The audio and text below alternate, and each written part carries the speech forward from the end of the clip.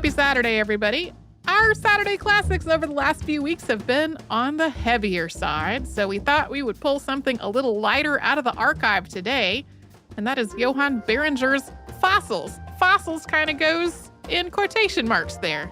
Yeah, this is a story that combines all of the key ingredients, personality conflicts, a hoax, and the delightful explanations that people came up with for how to explain fossils before humanity had actually worked out the science there.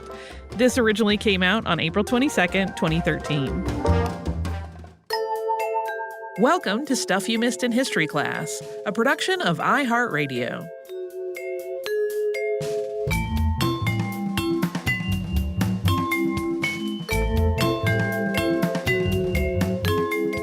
Hello and welcome to the podcast. My name is Holly Fry. And I am Tracy V. Wilson. And today we're going to talk a little bit about early fossil study. Yes. When we started on this podcast, I was very sad that previous hosts had already talked about the Bone Wars. Mm-hmm. So I am glad that you found a different crazy fossil story for us to talk about. It is. It's one of those things that's often told in archaeology studies as sort of a cautionary tale to some degree, but it's kind of a fascinating little story, and the tale that's often told is not really completely accurate. So what we're talking about today is Johann Beringer. And he was born Johann Bartholomeus Adam Beringer in 1667. He was the son of a professor, Johann Ludwig Beringer. And Beringer was an active scholar. He eventually became the chair of natural history at the University of Wurzburg, and he was also chief physician to the Prince Bishop of Wurzburg. And the Prince Bishop's patronage enabled Beringer to study a hobby subject, which was fossils. But unfortunately, Beringer was, by most accounts, rather arrogant and conceited, which kind of led to the events that ended up unfolding. Right. So there were several theories about the origins of fossils at the time. There was the spermatic principle, and that was that the results of marine animals mating could escape into the sea and sometimes evaporate into the atmosphere, fall down as rain, and grow new fish in the rock crevices where the fertilized eggs fell, which is delightful. Yeah, so the theory there is that the fish examples that you would find in fossils were actual fish that had grown in the rock. Because they had fallen from the sky as fertilized eggs. There's the heliomemory theory, which is that rays from the sun could sort of leave a photo imprint onto stones of the things that the light had already touched, which is also delightful. It is, and it makes me think of photography a little bit in some ways. It's kind of a fascinating theory to be rolling around in the early 1700s. Right, the sun was painting pictures on things. Mm-hmm. So the next was the plastic theory, and that's similar to the spermatic theory, but with the fossils spontaneously growing inside of rocks. People had that same theory about other animals, like living animals, too. Yeah. It was... That was used to confuse me as a child. Spontaneous generation was popular. Yes. As a concept. So gooseneck clams were spawning geese in people's minds at the time. So then there's the signature of God, which was Beringer's favorite, and it is mine too, because I want to call it the Slartibartfast theory, if you have ever read The Hitchhiker's Guide to the Galaxy. And that's that God carved out the images of animals and plants into the rocks when he was making the earth. And Beringer believed that fossils were, quote, stones of a peculiar sort hidden by the author of nature for his own pleasure, i.e. they were made by a higher power, often just out of a sense of delight, rather than occurring via these other principles that were in discussion at the time.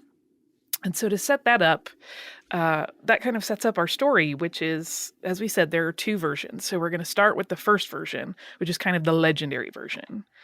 And according to this version, again, Beringer was a professor at the time, and on May 31st of 1725, 2 or sometimes 3, depending on the source, students brought him fossil samples. And there were 3 samples. 1 had a 3-dimensional image of the sun, and 2 had worms or worm-like markings on them. But they were raised up. They weren't embedded inside the rock. They were on top of it, like extruded. So he was immediately excited and puzzled by these stones, And between the first delivery at the end of May and November of 1725, more sample fossils followed. Yes, the students kept bringing him samples, and these contained all kinds of different images, including heavenly objects like comets with tails and moons, and then even things like Hebraic letters. There were plants, there were insects, there were small animals. Things that we would probably recognize pretty quickly couldn't happen because a lot of them involved soft tissue that would normally be broken down in a fossil situation. But Beringer was just super excited by all of these discoveries. Right. And as we've talked about before, he was pretty arrogant and had a high opinion of his own knowledge. So this is sort of a pride goeth before the fall kind of situation. Yes. So he allegedly received somewhere around 2,000 of these stones, which he thought were legitimate things. Yeah, so he, after studying them over the course of several months as they were coming in, he set about writing what he believed would be a masterpiece in lithography studies, which lithography is what fossils were called at the time, not the modern meaning. And his 1726 book, The Wurzburg Lithography, was this masterpiece, which he thought was going to be kind of his own scientific opus. And the book features illustrations of the stones, and it discusses their possible origins, including the theories that we mentioned at the beginning of the podcast. While he was working on the book, rumors started to circulate that the stones that he had were fake, created by contemporary hoaxsters with the goal of seriously embarrassing him because he was pompous and pretentious.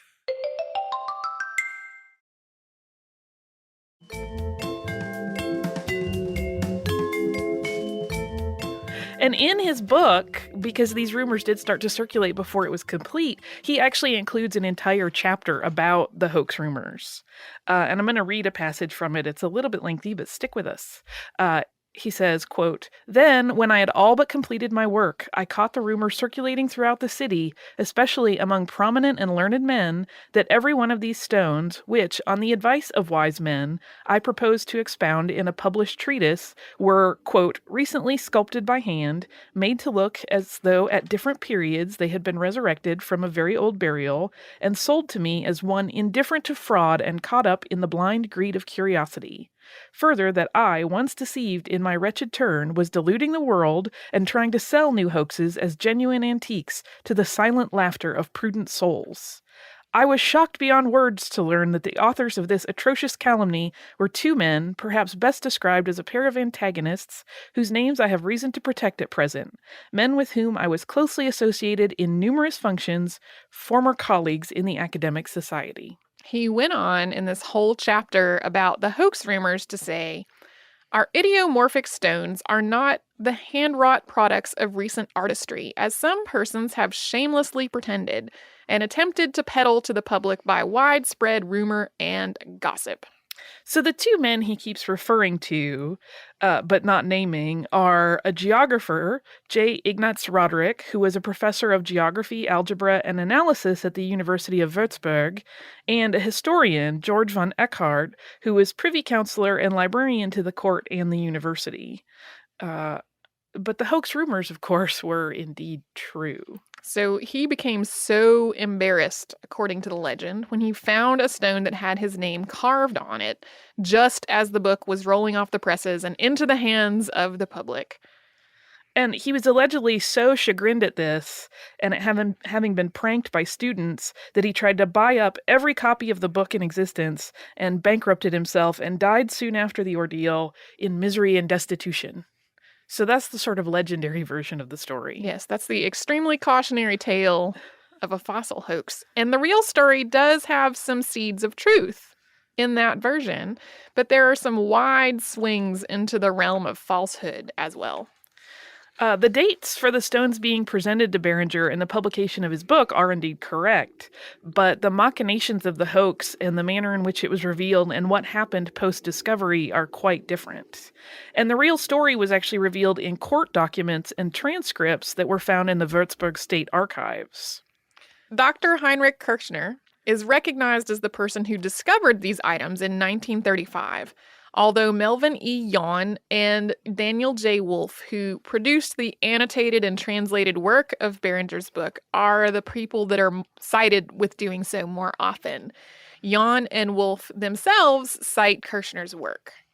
And the story that's told in the transcripts is really one of academic envy. It's kind of just a drama that's playing out among colleagues that are just kind of have vendettas against one another and have a jealousy at the heart of their relationship. Beringer did take students with him to dig for fossils, and there were 3 in particular that were involved in this particular episode. One was 17-year-old Christian Zanger, and 2 brothers, Nicholas, who was 18, and Valentin, who was 14, Hain. It turns out that the prank was not something that they thought up themselves. It was a plan on the parts of J. Ignaz Roderick and George von Eckhart to use Beringer's own obstinance against him.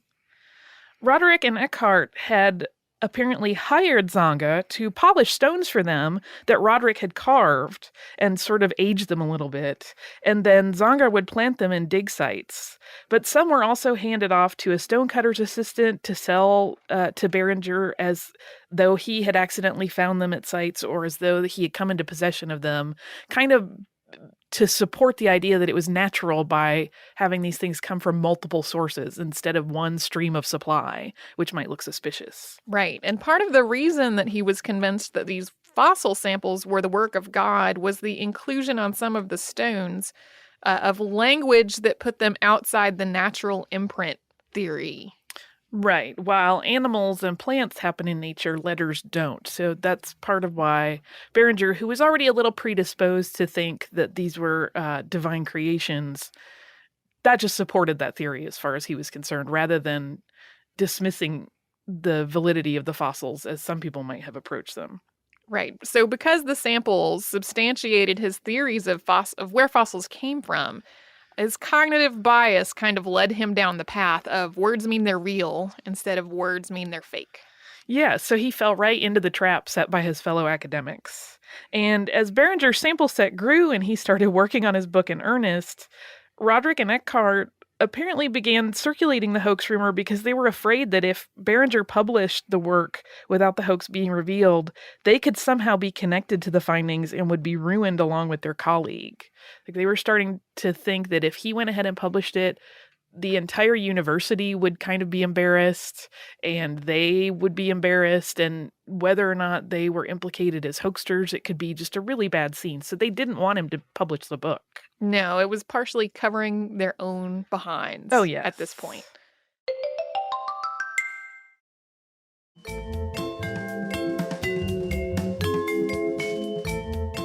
There's some dispute as to how he was finally convinced that this was a hoax. It is possible that he found a rock with his name on it, but no such rock has ever been recovered.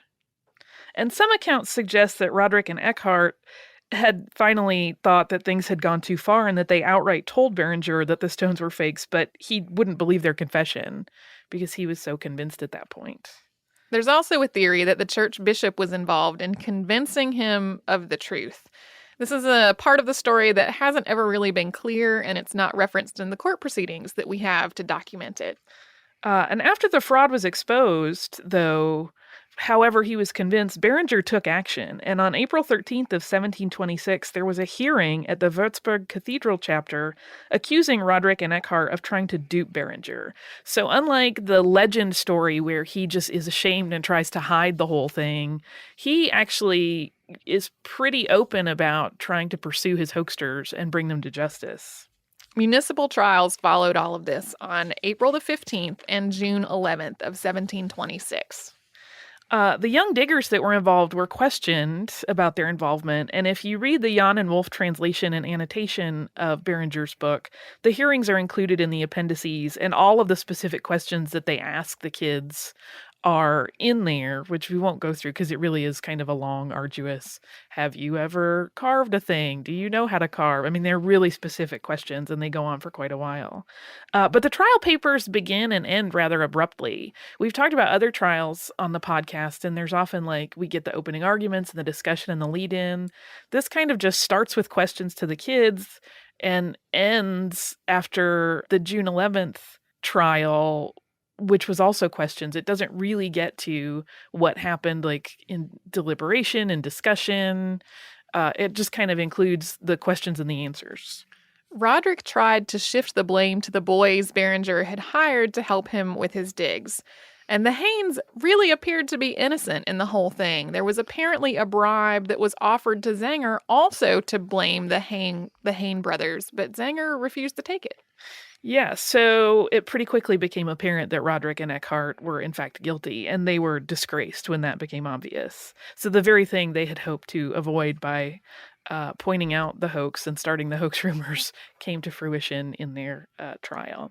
So Zaga was implicated, but it doesn't appear that any real punishment came to him because he did know that they were faking these stones.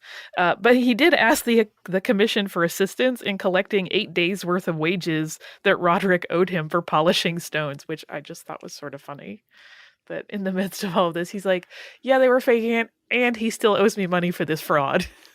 I sort of loved it. So what was the motivation for all of this? It's that the antagonists wanted to ruin Beringer because, quote, he was so arrogant and despised them all. Yeah, it was just as simple as that. I have seen some kind of less dependable sources that suggested that there may or may not have been a love affair involved between one of the other academics and someone that was connected to Beringer, but I never found any verification of that. It really does, in most articles and discussions of it, kind of come down to they just thought he was an arrogant jerk. Right. And they just wanted to put him in his place. Let's show that jerk face with our fake fossils. Yeah. And while tales of Beringer's shame and demise completely color the apocryphal story, as we said, it's kind of a cautionary tale of like, don't fall for things that you just want to believe because you'll end up poor and embarrassed. And die an early death because of your shame. He actually emerged from the hoax ordeal pretty well in his time, and he went on to write 2 more books that were not about fossils. So he really came out pretty well in the whole deal. So Eckhart, on the other hand, died 4 years after the trial, and he had actually been working on a history of the Duchy of Wurzburg for many years, but after this all happened, he was denied access to the library archives, and he never got to finish that work. Roderick left Wurzburg in shame. Beringer died in 1740, which was 14 years after the hoax trial, and even though the remainder of his life seems to have gone pretty well, he has not been treated terribly well by history. He's become kind of a symbol of gullibility and the foolishness of cognitive bias. In 1767, which was 27 years after his death and 41 years after the original publication and trial, Beringer's Wurzburg lithography was republished. And 434 of Beringer's stones, which came to be known as Lügensteine, which literally means lie stones or lying stones, actually survive. There were 494 depicted in the book, and many of the collection that remains are at the University Museum at Oxford. Beringer claimed that he had received more than 2,000, but it's possible that that's a bit of an inflated number. So you can go visit some of these stones. Some of them are apparently in the hands of private collectors as well, because they are still significant and they're an antiquity. And continue to be a cautionary tale. Even though he did not die in shame immediately after. No, and he went after the people that tried to make a fool of him, which I kind of love about this story. Don't be a jerk or fall prey to your own hubris, is the moral of this story. Yeah. So that is the story of Johann Beringer's lying stones, which I sort of just love. It's one of the stories that we wish there were even more records. There are no portraits of him, for example, but I still just love that it's studied and examined. And as we've said, it's become almost like a fairy tale told to archaeology students on how not to be duped.